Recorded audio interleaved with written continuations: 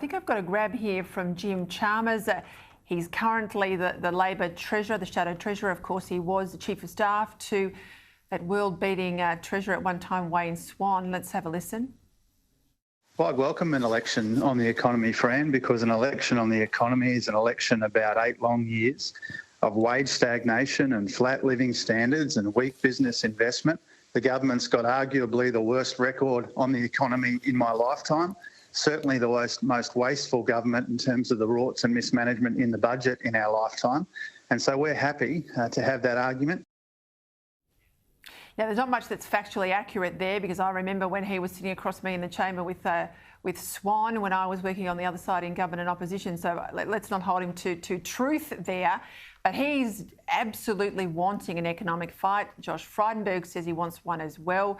We know the debt's very high and sitting there on the balance sheet for the coalition, but they're banking on next year after a good retail Christmas to get some good numbers, perhaps in March, to set them up for budget and an election. How likely is that going to be a winner for Scott Morrison's team? The economy is always a winner for the coalition, as you know, Peter, and unemployment is low. So that's really critical. The difficulty will be Queensland and WA, etc., as they open up. Will they end up with some, even if they're temporary, lockdowns?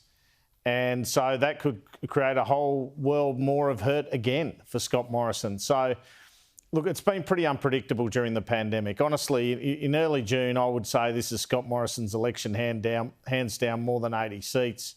We had those lockdowns. The complexion entirely changed.